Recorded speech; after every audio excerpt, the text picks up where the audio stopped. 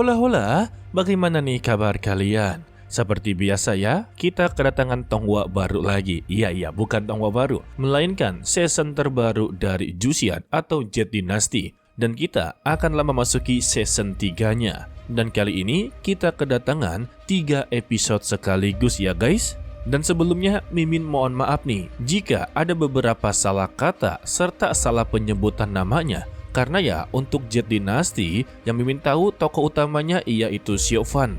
Dan untuk heroinnya ya Lu Suiqi. Memang untuk beliau adalah kekasih pertamanya guys. Tetapi ya dia tidak ada harapan untuklah bangkit lagi. Hanya ketiga tokoh itu sajalah yang Mimin masih ingat. Sisanya Mimin benar-benar lupa. Jadi ya mohon bantuan dari kalian juga. Kalau begitu langsung saja kita masuk ke dalam ceritanya.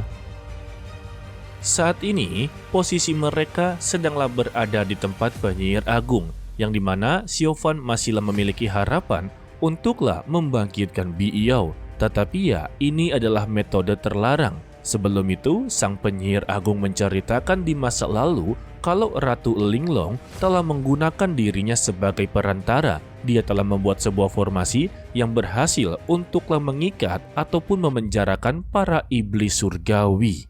Namun, karena dirinya dijadikan sebagai perantara, dia juga telah kehabisan tenaga. Hal ini membuat dia berubah menjadi patung batu.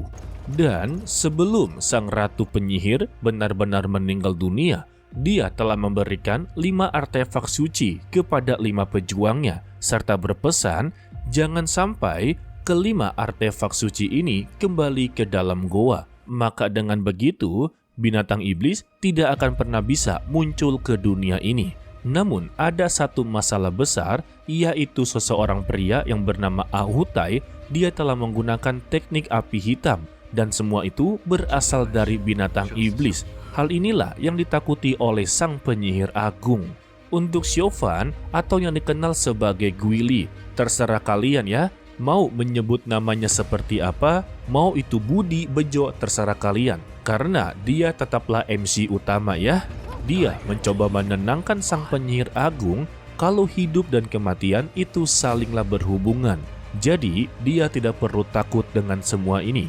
Karena semuanya memang sudahlah ditakdirkan. Sang penyihir agung hanyalah menjawabnya. Semoga saja perjalanan kali ini benar-benar lancar. Sementara itu, di tempat kediaman Raja Hantu, Paman Qinglong memberitahu kepadanya kalau Xiaofan sedanglah menuju pulang dengan membawa penyihir agung dan memiliki harapan untuklah membangkitkan Biyao. Mendengar itu ya, sebagai ayah, dia menjadi begitu sangatlah senang dan juga memiliki harapan besar kalau anaknya bisa untuklah bangkit. Alhasil, tetua Qinglong diperintahkan untuklah tambah penjagaan dalam mengawal. Jangan biarkan satupun makhluk hidup menyentuh kereta kuda tersebut. Dan dia juga haruslah ikut dengannya dalam menjemput penyihir agung. Ya, saat ini penyihir agung benar-benar aset terpenting guys. Sedangkan untuk Lu Suiqi akhirnya mengetahui kebenaran di mana ketika Xiaofan menjadi begitu gila dan kerasukan dengan kekuatan iblis, awalnya kan dia menganggap inginlah menghabisi seluruh para warga. Tetapi pada nyatanya kalau dia sedanglah melindungi para warga di sana. Dan ini adalah sebuah kesalahpahaman yang besar membuat citra serta reputasi dari Xiaofan semakinlah memburuk. Dan saat ini ya, kondisi dari Xiaofan sudahlah menjadi buronan dari 3 aliansi guys. Sementara itu, untuk si penyihir misterius ini yang sedanglah berada di depan patung batu sang ratu, dia juga bertemu dengan kakaknya yang memiliki nama sebagai Ehu. Kakaknya meminta kepada Saman untuklah berbalik kembali karena dia juga bagian dari penyihir. Seharusnya dia sudah tahu tentang tugasnya. Namun si Saman ini sama sekali tidak bisa untuklah kembali. Dia hanya mengatakan kalau dirinya haruslah menyelesaikan tugas dari sang ratu. Iya, bilang aja kelima artefak suci sudahlah berada di tangannya. Dan inilah saatnya dia untuklah membuka segel binatang iblis. Untuk Ehu yang sudahlah mengetahui niat buruknya, dia pun langsunglah berteriak, dasar pengkhianat. kita kembali kepada Siofan yang saat ini kereta kudanya sedanglah diserang binatang liar dalam jumlah yang begitu banyak. Sang penyihir agung tampak kebingungan bagaimana bisa para binatang liar ini tiba-tiba menyerang mereka. Padahal ya mereka telah menaruh salah satu bubuk yang membuat para binatang liar tidak akanlah menyerang mereka guys. Dan secara tiba-tiba sang penyihir agung merasakan tanda bahaya besar. Aura jahat telah mengalir di langit dan bumi yang tandanya kalau binatang iblis akanlah segera bangkit dari segelnya. Dan tugas dari Siofan berusaha sekuat tenaga untuklah melindungi aset terpenting, yaitu sang penyihir agung. Jika dia meninggoy, maka semua harapannya benar-benar berakhir guys.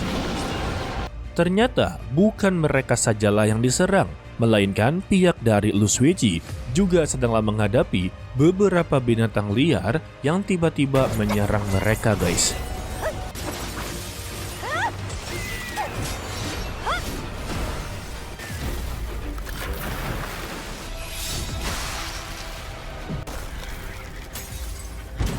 Kembali ke dalam pertarungannya Siofan, kondisinya sudah sangatlah tidak kondusif. Beberapa binatang benar-benar mentargetkan penyihir agung untuklah dihabisi guys. Sebab Siofan benar-benar dicuekin begitu saja.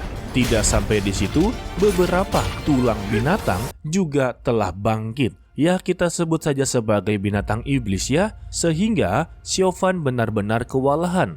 Dan dia pun meminta bantuan kepada Xiaobai. Sehingga posisi mereka langsunglah berganti. Untuk kereta kudanya yang sudah benar-benar hancur, Siofan tetaplah memprioritaskan keselamatan dari sang penyihir agung. Dia pun membopongnya dan menghindari beberapa binatang liar yang terus menyerangnya.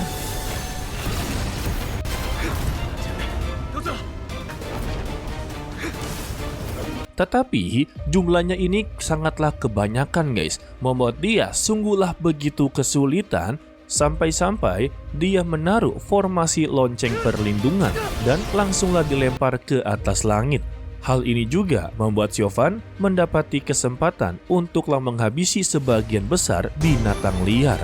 Tetapi jumlah mereka tidak ada habis-habisnya. Beruntungnya Xiaobai langsunglah mengeluarkan meteor yang begitu besar. Serangan mutakhirnya membuat seluruh para binatang liar juga ketar-ketir. Dan pada akhirnya ya mereka berhasil untuklah mengatasi invasi para binatang iblis.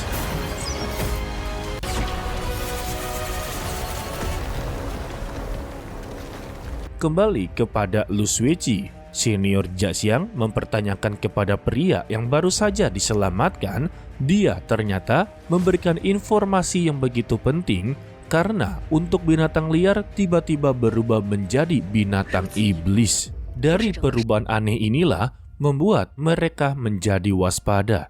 Jika perubahan ini telah menyeluruh ke Gunung Siwan, maka mereka harus bersiap lebih awal, yang nantinya akan terjadi sebuah peperangan besar dengan binatang iblis.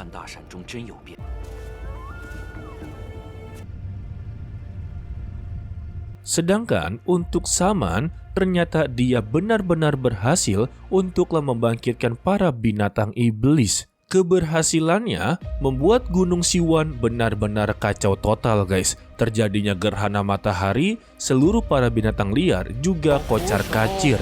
Dan inilah sosok asli dari binatang iblis. Ya, layaknya seperti manusia guys, padahal namanya binatang ya. Sedangkan untuk Siofan telah berhasil membawa sang penyihir agung dalam keadaan selamat.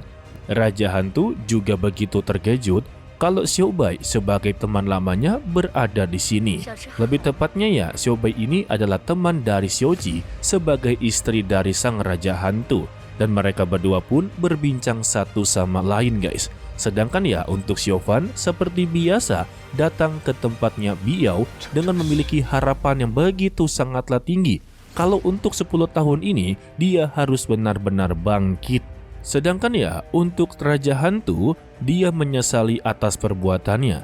Dia tidak bisa untuklah menyelamatkan istrinya. Dan kali ini dia hanya mempunyai satu-satunya orang yang dia sayangi dan dia ingin lindungi, yaitu adalah putrinya sendiri. Jadi ya, untuk hal ini sama sekali tidak boleh gagal total. Sebab guys, jika ini mengalami kegagalan, maka mereka haruslah mencari cara lain. Tetapi ya, cara apa yang haruslah digunakan?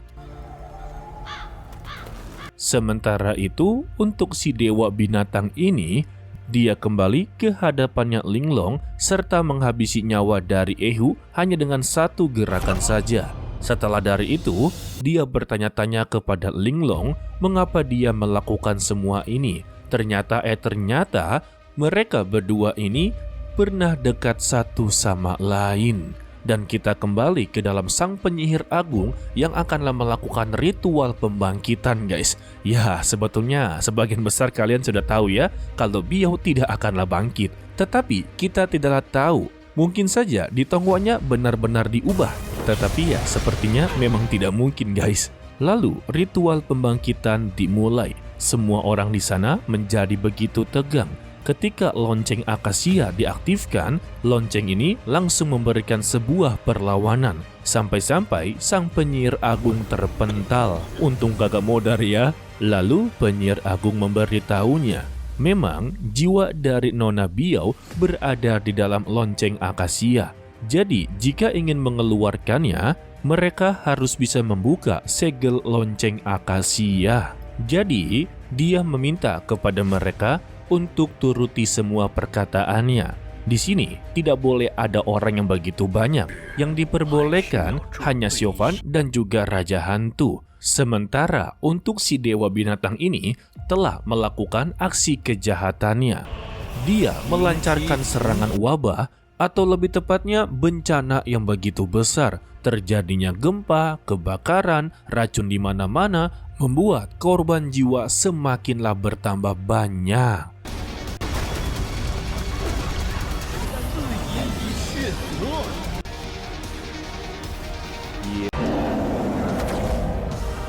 Sementara itu, di tempat lembah api, akhirnya sang guru agung keluar dari pengasingannya. Dia keluar karena merasakan pertanda yang begitu sangatlah buruk. Dan dia mengerahkan seluruh para murid elit untuklah pergi ke wilayah tengah dalam mengunjungi Sekte Qingyun dan juga Sekte Tianyin. Karena bencana besar akan segera datang.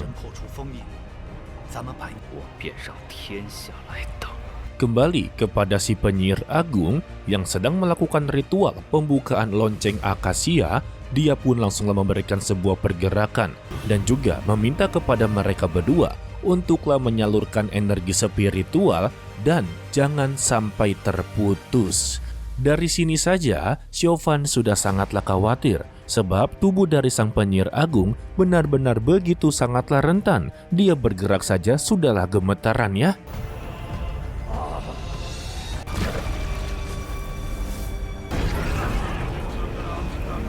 Dan secara tiba-tiba, rantai jiwa langsunglah mengikat mereka berdua. Yang ternyata tugas dari Siofan dan Raja Hantu sebagai fondasi yang terkuat guys. Lalu dia merapalkan sebuah mantra dengan menyebutkan 9 nyawa 9 langit, 3 esensi 7 semangat.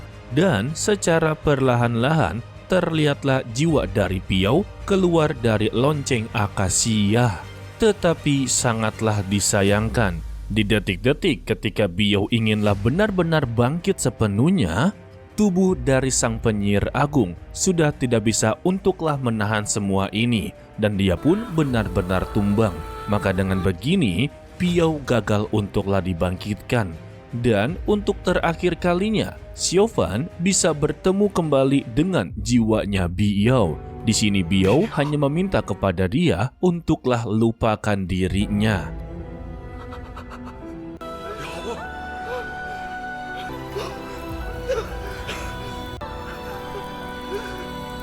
Kagak ya, kagak ada scene seperti itu. Mimin hanya menambah-nambahkan guys. Pada intinya ya, Biao sudah tidak bisa untuklah diselamatkan.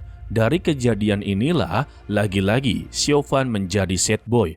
Dia mabuk-mabukan serta kecewa dengan kehidupan ini. Sebab obsesi 10 tahun ini untuklah membangkitkan Biao ternyata semuanya sia-sia. Begitu juga dengan Raja Hantu. sangatlah terpukul. Sebab ya, dia telah gagal menyelamatkan ibunya, kini dia telah gagal untuklah menyelamatkan putrinya. Bahkan sudah 3 hari dia belumlah keluar dari ruangan Biyao. Tetapi secara tiba-tiba dia keluar dalam keadaan rambut yang memutih. Ternyata ya dia sudah semakin tua guys. Untuk tetua Qinglong meminta maaf kepada Raja Hantu. Dan dia juga memberanikan diri kalau untuk sang penyihir agung telah dia kremasi sebagai tanda penghormatan terakhirnya. Raja Hantu tidaklah mempermasalahkannya. Sebab sang penyihir agung sudahlah berjuang begitu keras. Dia telah menghabiskan seluruh vitalnya hanya untuk memperbaiki kesadaran dari Yao Er. Jadi menurutnya, meskipun ini adalah sebuah kegagalan, beliau tetaplah berjasa besar guys. Ini namanya menghargai usaha seseorang. Gagal atau berhasilnya itu tidaklah peduli, yang penting niatnya. Lalu datanglah utusan Baihu dalam menyampaikan sebuah pesan terpenting. Kalau bencana besar akanlah segera datang. Raja Hantu langsunglah membalas pesannya. Dia akanlah datang untuk membantu. Alasan dia melakukan semua ini karena sudah tidak ada orang yang bisa untuklah dia lindungi. Sementara itu, untuk sang dewa binatang sedanglah mencari barang miliknya. Dan dia langsunglah menemui keberadaannya, dan ini tertuju kepada Siofan yang sedanglah dibopong. Mimin lupa mereka bertiga ini siapa ya, tetapi ya untuk wanita ini memang sangatlah dekat dengan Siofan guys. Lalu pada malam harinya mereka yang memutuskan untuklah beristirahat. Bawahan dari sang dewa binatang berada di sana untuklah membawa tubuh dari Siofan. Tetapi untuk Xiaohui atau monyet bermata 3 langsunglah berubah menjadi kera iblis yang membuat dirinya terlibat dalam pertarungan. Beruntungnya saja ya Xiaohui berhasil untuklah menekannya dan Xiaofan berhasil untuklah diselamatkan. Namun pertarungan masihlah belum berakhir. Xiaofan yang masih dalam keadaan mabuk berat dan tidak sadarkan diri membuat Xiaohui cukuplah begitu kewalahan. Karena lawannya adalah sang dewa binatang. Tetapi dalam pertarungan tersebutlah membuat Xiaofan akhirnya tersadarkan dan dia meminta kepada Xiaohui sisanya serahkan kepada dirinya. Dan pertarungan tidak bisa untuklah dihindari. Sang dewa binatang cukuplah begitu kecewa. Ternyata yang mengendalikan kebencian sebesar ini hanyalah manusia biasa.